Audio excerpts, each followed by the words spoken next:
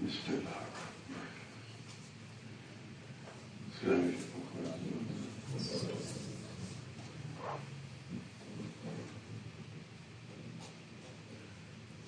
صاحب کا جواب دے سوال باقی رہ گیا تھا جواب دینے سے. کبھی مختلف خوشبو محسوس ہونا اور کبھی اس سلسلے سے بند ہو جانا، کیا یہ خوشبو مرشد کی توجہ کو انڈیکیٹ کرتی ہے؟ یہ بات نہیں ہے، اس میں مرشد کا کوئی رول نہیں ہے.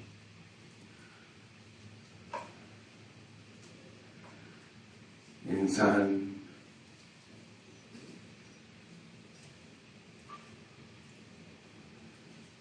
جب روحانیت کے ایک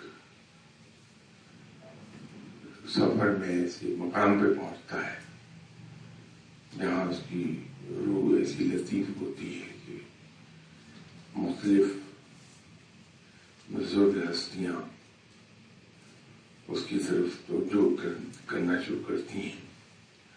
جیسے شروع میں نے عرض کیا تھا کہ جو بزرگ ہستیاں ہیں اللہ تعالیٰ ان پہ ایک خاص مہربانی فرمایا ہوتا ہے کہ ان کے جسم سے آپ کو ایک خوشبو آتی ہوئی محسوس ہوتی ہے. جہاں بیٹھے ہوں گے فضا میں وہ خوشبو محسوس ہوتی ہے. اور تمام بڑی بزرگ ہستیاں ان کی جسم سے اٹھنے والی خوشبو ایک دوسرے سے مختلف ہے.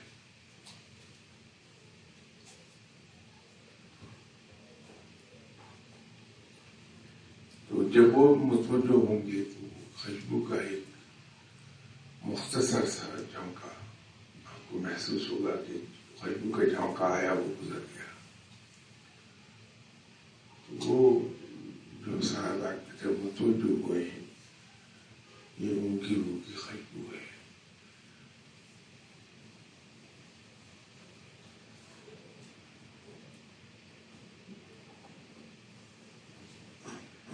ان کا اگلا سوال ہے کہ نیم کنودگی کے خواب کیا سچ ہوتی ہیں ہمیشہ؟ وہ ڈپینڈ کرتا ہے کہ یہ خواب ہے یا کسی نے نیم کنودگی کی حالت میں کوئی واقعہ دیکھا ہے. تو وہ اگر تو وہ واقعہ ہے اور اس کا تعلق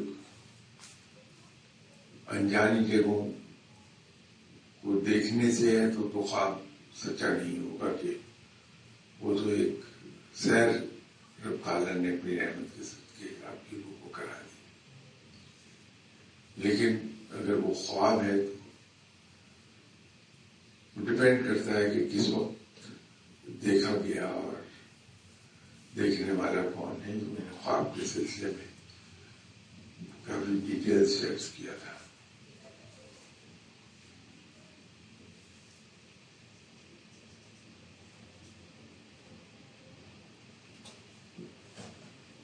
ان کا ایک سوال یہ ہے کہ اگر خواب میں مرشد سے ملاقات ہو تو کیا مرشد بھی اویئر ہوتے ہیں اس ملاقات سے؟ دیکھیے وہ خواب دیکھنے والے کی اپنی روحانی کیفیت اور روحانی واردات ہے. یہ جو مرشد صاحب کے بارے میں ہم اس قسم کے خیالات رکھتے ہیں جو انہیں ہر چیز کا پتہ ہوتا ہے، غلط ہے بالکل. یہ صرف رب ہے جو تمام چیزوں کا علم رکھتا ہے. یہ خیال کرنا کہ ہم کہیں بھی ہوں گے مرشد ہماری مدد کو پہنچیں گے، یہ صرف رب ہے جو یہ کام کرتا ہے. آپ کے مرشد آپ ہی کی طرح کے انسان ہیں. صرف ایک فرق ہے علم اور تقوی میں ہم سے بہتر ہے، اور رب تعالیٰ انہیں اپنی رحمت کے صدقے کچھ چیزوں کے بارے میں کچھ چیزیں علم میں لے آتا ہے. وہ اپنی معلومات کے لیے اپنے علم کے سلسلے میں محتاج ہے رب تعالیٰ کی عنایات کے، اور صرف اسی قدر جان سکتے ہیں جس قدر رب انہیں دکھاتا ہے یا چاہتا ہے کہ جان لے. ادروائز وہ ہماری ہی طرح کے ہیں، اور ان کو وہ قابل احترام اس لیے ہیں کہ تقویٰ میں ہم سے بہتر ہے اور صاحب علم ہے. ان کا احترام ہمیں کرنا چاہیے. دوسری بات یہ ہے کہ جب تک ہم کسی شخص کا احترام نہیں کرتے ہم اس سے کوئی سیکھ نہیں پاتے. تو یہ مرشد صاحب کو جو ہم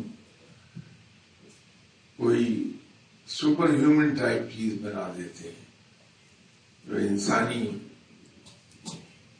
حدود سے باہر نکلے ہوا شخص، بہت غلط ہے، وہ درست نہیں ہے.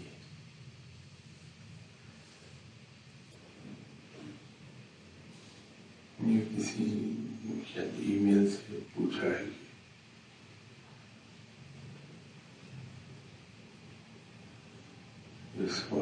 is it okay to offer namaz with eyes closed؟ اس کی ممانعت ہے کہ نماز انسان کو کھلی آنکھوں سے پڑھنی چاہیے. ہاں البتہ اگر ہم کھلی آنکھوں کے ساتھ نماز پڑھیں تو نماز میں ہم کانسنٹریٹ نہ کر پا رہے ہوں اور آنکھیں بند کر لینے سے ہماری کانسنٹریشن بہتر ہوتی ہے، تو اس صورت میں آنکھیں بند کر کے نماز پڑھ لیں. لیکن نماز کا طریقہ یہی ہے کہ کھلی آنکھوں سے پڑھا جائے اسے. تو سر کانسنٹریشن بہتر کرنے کے لیے کہ ہم پوری توجہ نماز پر دے دیں. اگر آنکھیں بند کرنا پڑتی ہیں تو کر لیجیے. جب رفتہ رفتہ عادت ہو جائے تو آنکھیں کھول کے پڑھنا شروع کر دیں.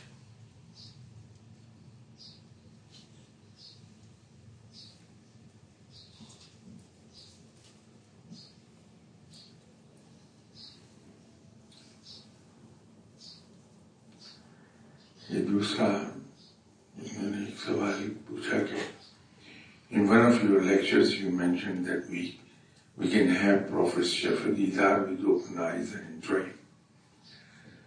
One needs a level to see him with open eyes. Can you suggest some amal or advice to have him see in dream?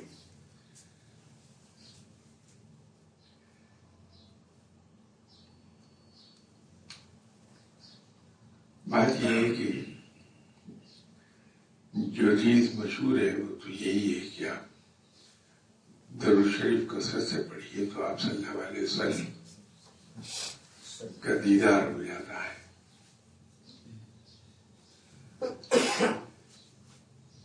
لیکن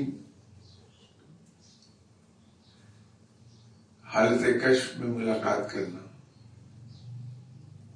اس کے لیے انسان کو نیکی کی راہ اختیار کرنی پڑتی ہے اور عبادت میں بڑا پرٹیکولر ہونا پڑتا ہے. تو ایک لمبے عرصے کے بعد کہیں جا کے روحانی کیفیت ایسی ہوتی ہے کہ انسان کو کشف حاصل ہو جائے. پھر کشف کے اندر بھی یہ ڈیپینڈ کرتا ہے کہ پہلے کون سا کشف حاصل ہوا ہے انسان کو، تب کہیں جا کے کشف میں ملاقات ہوتی ہے. یہ جو ہمارا ایک غیر ضروری طور پر ایمفیسس ہے عملیات پر یا وظائف پر، تسبیحات پر، وہ اکیلے ہمیں نہیں کہیں بھی پہنچا پائیں گے. وہ عبادت ہے، اس کا ثواب ملتا ہے نو ڈاؤٹ. لیکن جب تک کہ عبادت کے ساتھ نیکی کو جمع نہیں ہم کرتے، جب تک یہ دونوں اکٹھی نہیں ہوتی ہم کہیں پہنچ نہیں پائیں گے. ہمیں یہ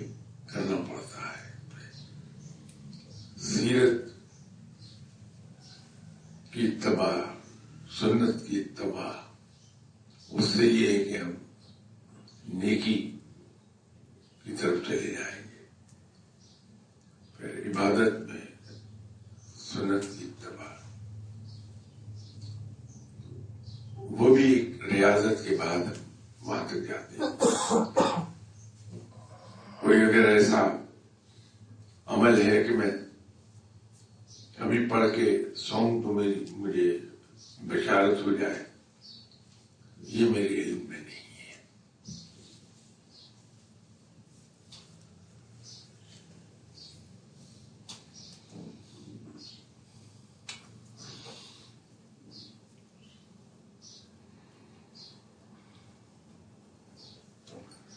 ان کا تیسرا سوال یہ ہے کہ in my family members,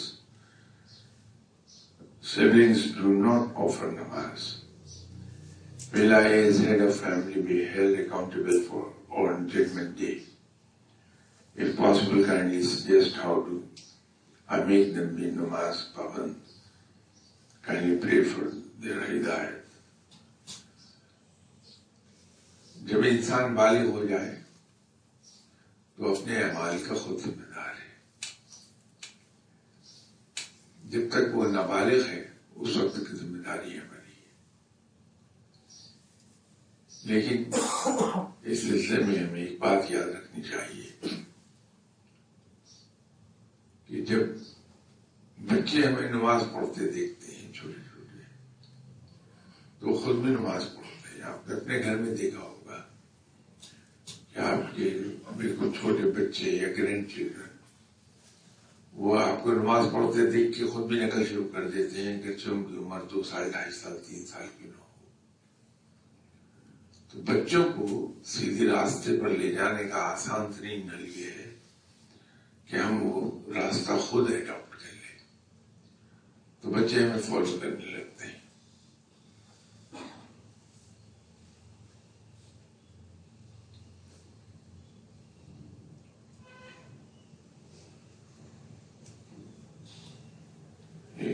اگلا ان کا سوال ہے کہ while reading Quran or a particular word, I feel extremely sleepy as it gets difficult to complete the line or count. Can you suggest if there can be a way to avoid sleeping in ibadat? بہت آسان کام ہے. رب تعالیٰ نے دن کام کے لیے بنایا ہے اور رات عبادت سونے کے لیے اور عبادت. اگر ہم رات کو 2 بجے تک جاگتے رہیں گے اور پھر صبح اٹھ کر ہمیں آفس کا کام کرنے کے لیے بھی جانا ہے تو پھر ہوگا یہ کہ جہاں ہمارے نروس کام ڈاؤن ہو تو ہمیں وہاں نیند آنی شروع ہو جائے گی. تو اگر ہم جلدی سوتے ہیں جلدی اٹھتے ہیں اور اس وقفے میں درمیانی وقفے میں ہماری نیند پوری ہو جاتی ہے اور پھر سنت کے مطابق دوپہر میں تھوڑا سا کیلولا کر لیتے ہیں پھر عام طور پہ نیند نہیں آتی ہے. تو ہم اپنے روٹین کو نیچر نے جو روٹین ہمارے لیے بنایا اس کے مطابق کر لیں گے تو پھر نیند نہیں آئے گی.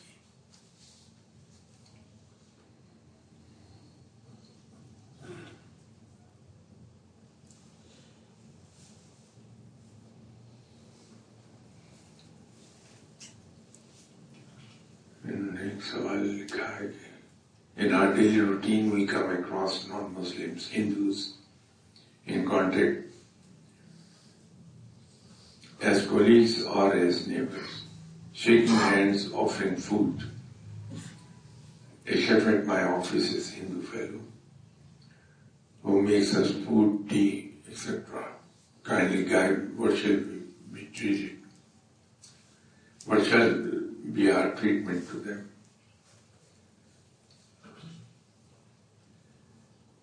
سیدھی بات ہے کہ اس کو انسان سمجھیے اور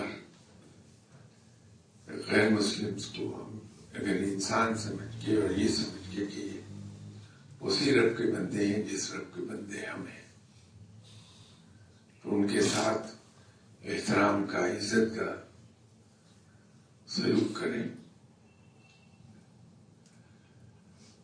ان سے نفرت نہیں کریں، تو اس کی بڑی اسٹرانگ پاسبلٹی ہوتی ہے کہ وہ ہمارے اس سلوک سے متاثر ہو کے، ہمارے اخلاق سے متاثر ہو کر وہ مسلمان ہو جائے، اب کی طرف آ جائے۔ لیکن اگر ہم یہ رویہ رکھتے ہیں کہ جو ہندو مسلمان کے ساتھ رویہ رکھتا ہے کہ مسلمان مجھ سے چھو نہ جائے میرا دھرم بھرشٹ ہو جائے گا، یہ رویہ اگر ہم رکھیں گے تو لوگ دور بھاگیں گے۔ انہیں احترام دیجیے، عزت کیجیے، ان کے ہاتھ سے اگر وہ کوئی چیز پکڑاتے ہیں آپ کو ضرور پکڑیے، ہاتھ ملائیے، سلامت کیجیے، اور اگر وہ آپ کو سلام کہہ دیتا ہے، کیونکہ عام طور پر میں نے دیکھا، تجربہ ہوا کہ نان مسلم سلام کرتے ہیں، تو اس کا بہترین طریقہ یہ وعلیکم کہہ کے چپ کر جائیے۔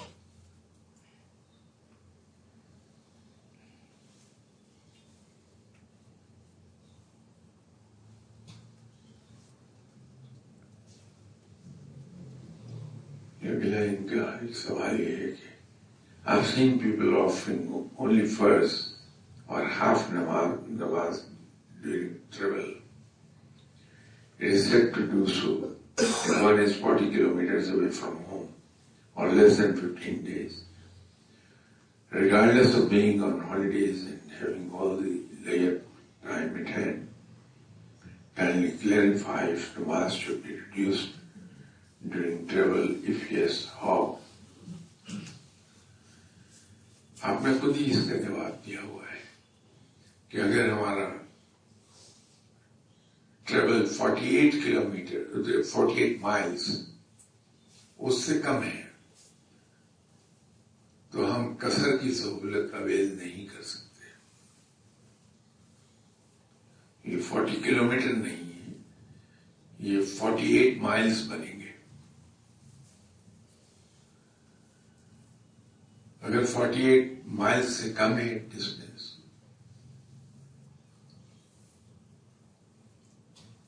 یہ بن جائے گا کوئی 77 کلومیٹر، تو پھر قصر نہیں کر پائیں گے ہم۔ اسی طرح اگر ہمارا قیام کہیں شیڈول ہے کہ ہم 15 دن سے زیادہ ٹھہریں گے تو بے شک 3 دن میں ہم وہاں سے واپس آ جائیں، قصر نہیں اویل کر پائیں گے۔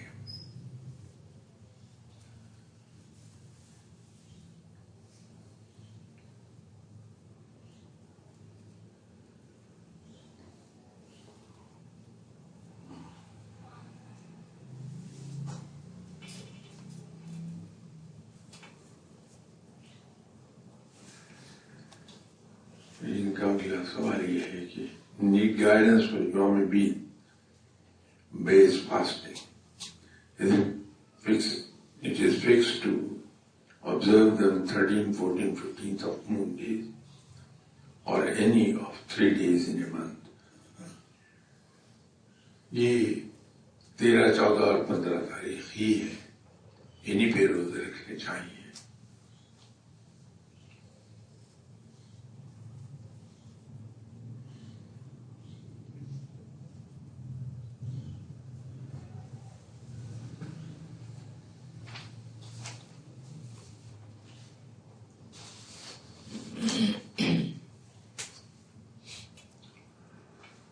ایک اور صاحب کا سوال ہے کہ کیا کوئی مرید شاگرد اپنے مرشد پاک سے بیعت ہوتے ہوئے کسی دینی جماعت، تنظیم یا ادارے جو قرآن کی درس و تدریس کا کام کر رہے ہوں کے ساتھ بھی کام اور تعاون کر سکتا ہے، یا اس راہ میں ایک ہی کشتی کا سوار ہونا پڑتا ہے؟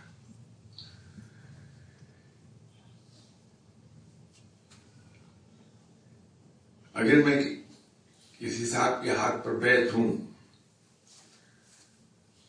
تو میرے اوپر پابندی صرف ایک صورت میں آئے گی کہ تعلیم میں اپنے مرشد صاحب کے علاوہ کسی سے نہیں لے سکتا.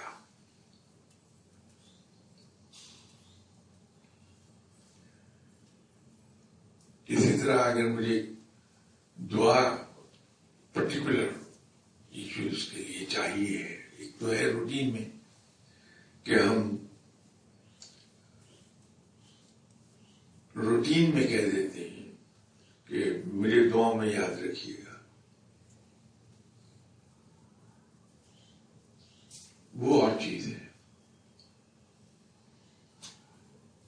لیکن میں کسی پرابلم میں ہوں اور میں دعا کرانا چاہتا ہوں تو مجھے اپنے مرشد صاحب کے پاس ہی جانا چاہیے. اس کے پیچھے ایک بڑی حکمت ہے. یہ انسانی فطرت میں ہے کہ جس جگہ سے اس کی ضرورت پوری ہوتی ہے یا کسی مشکل سے اسے نجات ملتی ہے تو انسان ادھر کو ہی جھکتا ہے. تو جب تک کہ مجھے اپنے مرشد صاحب سے پیار نہ ہو، میرے دل میں ان کے لیے احترام نہ ہو، میں ان سے سیکھ نہیں سکتا کچھ. جس طرح سے اچھے اسکول ہیں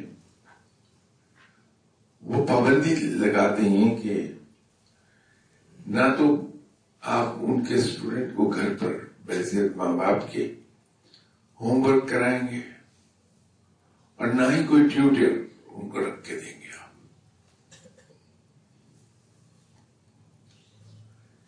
اس کی وجہ ہے ایسا نہیں ہے کہ وہ اپنے اسٹوڈنٹس کو نالائق رکھنا چاہتے ہیں، بلکہ ان کا ایک طریقہ تعلیم ہے.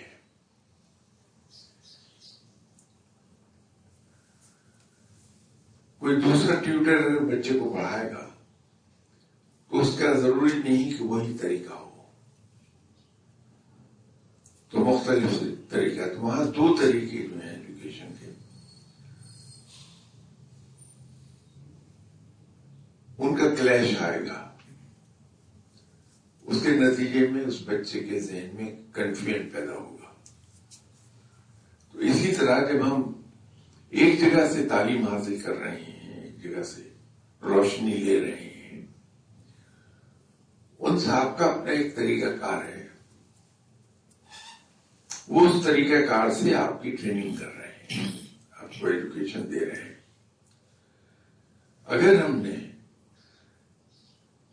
دوسری جگہ جانا شروع کیا تو وہ صاحب بالکل نیک نیتی سے وہ آپ کو اپنے طریقے سے تعلیم دیں گے، اس سے کنفیوژن پیدا ہو جائے گا دماغ میں.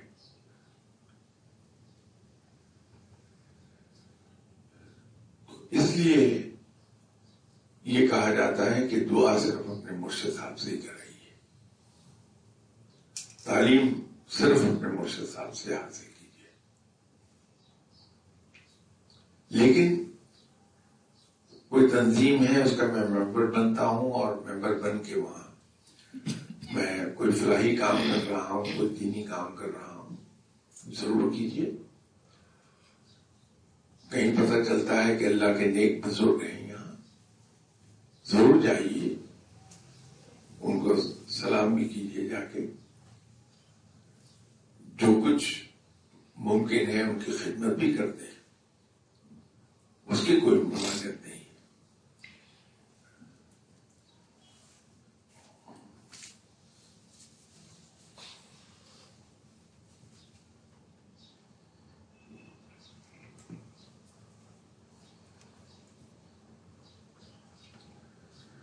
ان کا ایک سوال یہ ہے کہ آپ کہتے ہیں کہ کوئی بیماری کی صورت میں ڈاکٹر سے رجوع کرنا چاہیے، نہ کہ کسی پیر فقیر عامل بابے. لیکن اگر کوئی ایسا مرض یا بیماری ہو جو نہ کسی ڈاکٹر کو سمجھ آتی ہو نہ کسی حکیم کو، اور مریض کے مرض کی وجہ سے سارا گھرانہ متاثر ہو رہا ہو، تو کیا کریں؟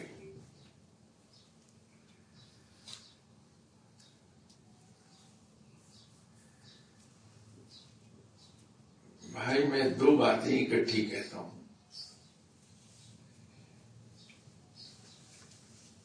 کہ علاج کے لیے انسان کو ڈاکٹر کے پاس جانا چاہیے کہ وہ اس کے لیے، اس کے پاس فارمل ایجوکیشن بھی ہے اور فارمل ٹریننگ بھی ہے۔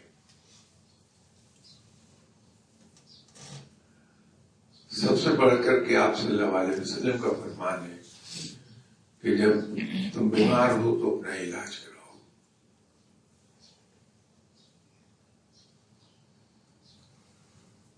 دوسرا ساتھ ہی ساتھ یہ میں کہتا ہوں کہ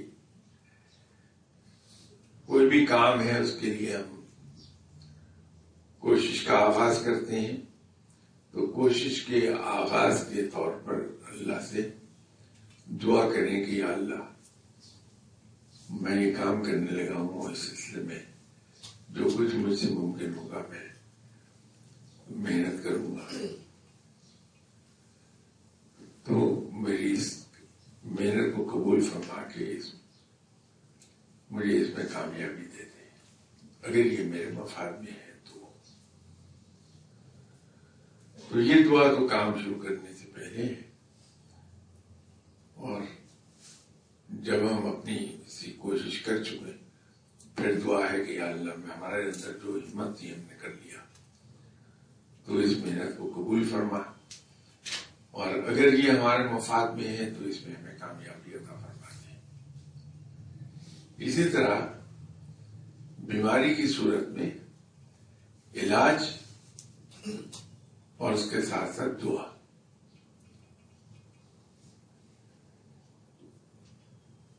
اگر دونوں چیزوں کو ہم بیک وقت کیری کریں گے تو عام طور پہ بیماری پکڑی جاتی ہے، اور اگر مجبوری ہو جائے، آپ کو بھی لوگ ملتے ہوں گے، مجھے بھی ملتے ہیں،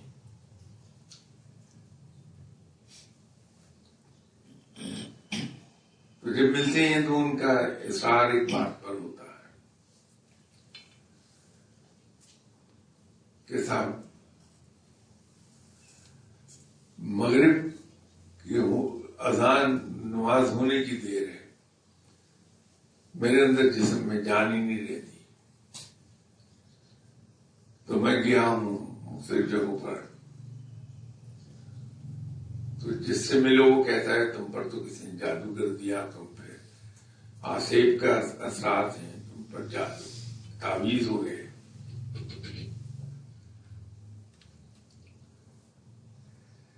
جب اس کو ہم سمجھاتے ہیں کہ بھائی نہ کوئی تعویذ ہے، نہ کوئی جادو ہے، نہ کوئی اثرات ہیں،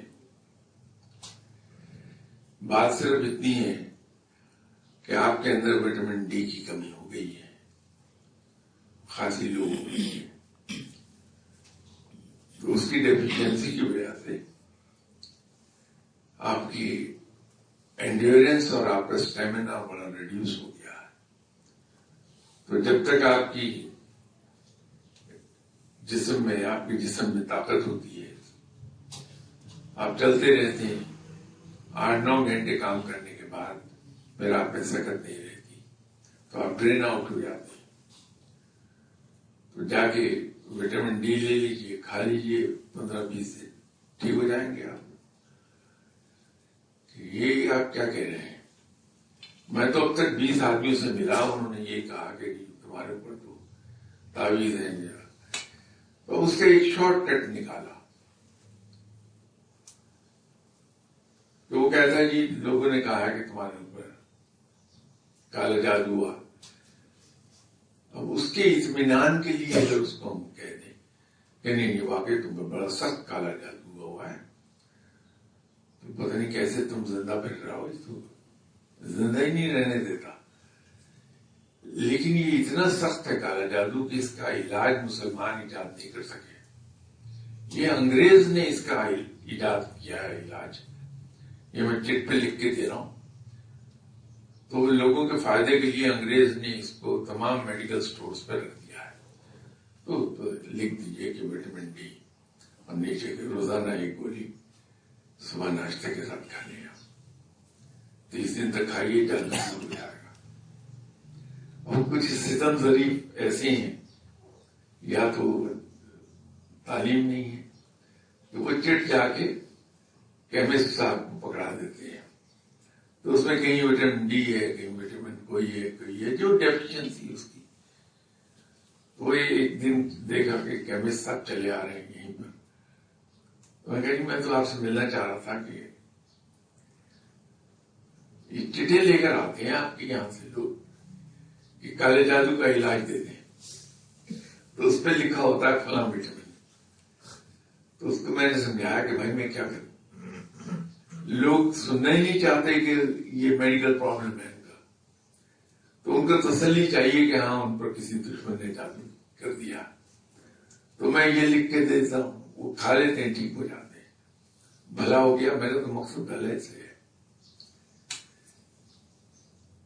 تو یہ جو ہم ادھر ادھر بھاگتے ہیں، تو کیوں نہ پھر آپ صلی اللہ علیہ وسلم کے فرمان پہ عمل کریں کہ بیماری ہے ڈاکٹر کے پاس چل جائے. ڈاکٹر صاحب کو سمجھ نہیں آ رہی، دعا تو ہو ہی رہی ہے، وہ اللہ تعالیٰ اس کے دل میں خود ہی ڈال دے گا. تو ڈاکٹر صاحب آپ کو بتا دیں گے، لیکن علاج کرانا چاہیے.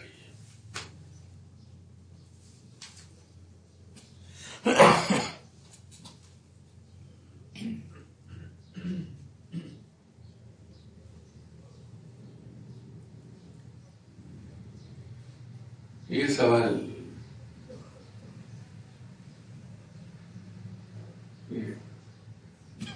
دشمن کون ہوتا ہے؟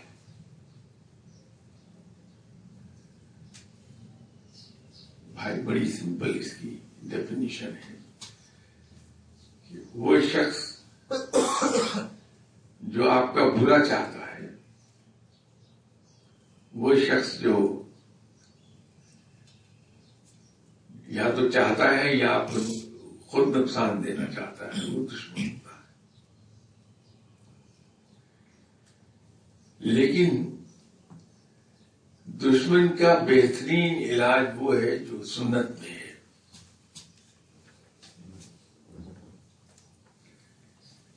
دشمن کا علاج یہ نہیں ہے کہ اس کی دشمنی کا جواب دشمنی سے دے دیا جائے، برائی کا جواب برائی سے دینا بڑا آسان ہے. لیکن سنت یہ ہے کہ دشمنی کا جواب بھلائی سے دیا جائے اور برائی کا جواب نیکی سے دیا جائے. دشمن کے ساتھ احسان کا سلوک اس کی دشمنی کو ختم کر دے گا. وقت لگتا ہے، اس کے لیے صبر چاہیے، حوصلہ چاہیے، لیکن یہ بہترین علاج ہے دشمنی کا.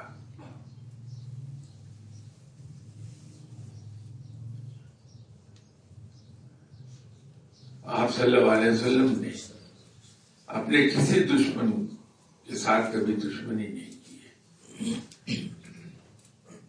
آپ صلی اللہ علیہ وسلم میں سختی صرف ایک ہی مقام پر جا کے آتی تھی، اور وہ تھا میدان جنگ. اس کے علاوہ کبھی کسی نے سختی دیکھی نہیں. میدان میں البتہ وہ صحیح معنوں میں مرد میدان ہوتے تھے، لیکن وہ بھی اس وقت تک جب تک کہ دشمن ہاتھ نہ اٹھا دے، کہہ نہ دے کہ صاحب میں امان چاہتا ہوں. پھر آپ صلی اللہ علیہ وسلم باعث رحمت. تو اس سنت پر اگر ہم عمل کر لیں کہ دشمن کے ساتھ ہمیشہ بھلائی کا سلوک کر لیں، اور جب وہ معافی مانگنے آئے تو کہہ کر لگائیے اس کو، اس کے گلے میں یہ اسے کہ کیوں شرمندہ کر رہے ہیں آپ، معافی مانگ کے آپ نے کیے ہی کچھ نہیں تھا. یہ بہترین دشمنی کا بدلہ دشمنی کی بجائے یہ بہترین چیز ہے. سنت ہے، نتائج ہمیشہ فیوریبل نکلیں گے.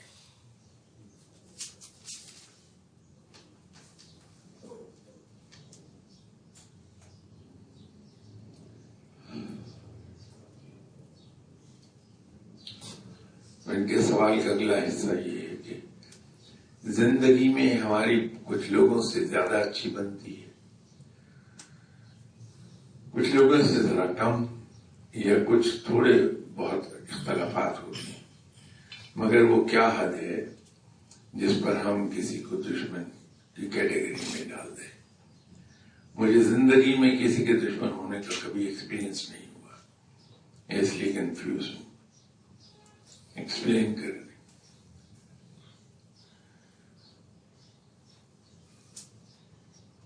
جہاں ہمارا مزاج ایک دوسرے سے ملے گا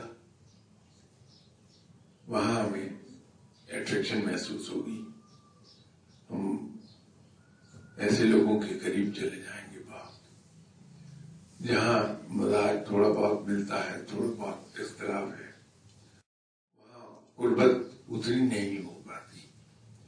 اور جہاں مزاج ایک دوسرے کے بالکل اپوزٹ ہے وہاں ہم ایک دوسرے سے دور بھاگتے ہیں.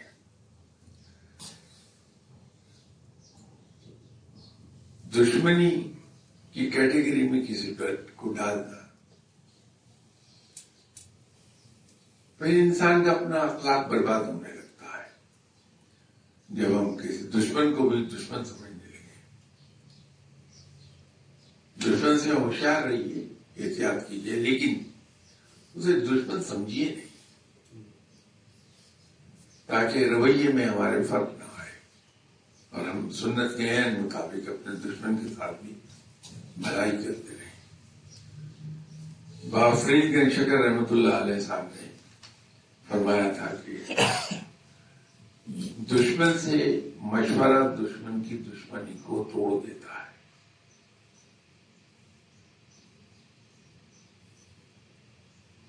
تو اپنے دشمن کے ساتھ